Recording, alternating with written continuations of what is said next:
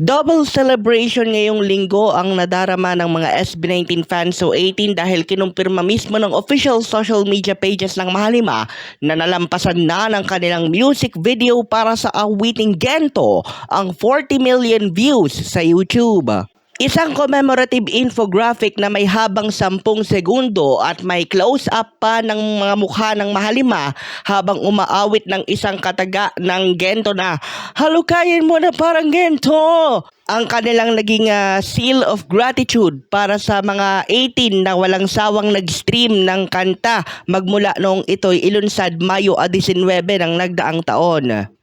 Tumutukoy ang Gento sa ginto at ito rin yung Caviteño expression ng ganito kung kaya't kahit yung isang lumang post mula sa Go Cavite na mayroong salita na Gento ay nag-viral din noong unang lumabas ang awitin. Ang Gento rin ang carrier single ng pagtatag extended play album na kanila ring itinanghal sa iba't ibang mga global morning shows kabilang na ang sa Los Angeles at Good Day, New York. Samantala mga kamabuhay, lumapag na kaninang 1:40 ng hapon sa Haneda Airport ang eroplanong sinasakyan ng SB19 para sa pagtatag World Tour Japan. At magmula pa kaninang umaga ay trending na sa Twitter ang hashtag na pagtatag World Tour Japan.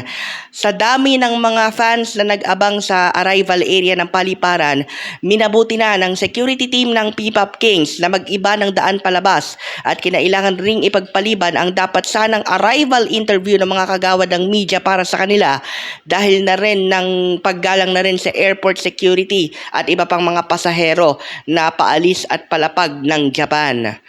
Bukas na nga po ng 6:00 ng gabi Japan Standard Time ang pagtatag World Tour Japan sa Tokorozawa Sakura Town Concert Complex ng Saitama at bilang official media partners ng nasabing event, abangan nyo rin po dito sa aming himpilan ang walang humpay, todong lakas na paglilingkod sa pagbabalita at sama-samang pagiging saksi para sa minsanang oportunidad na pagtatanghal ng Mahalima sa Land of the Rising Sun.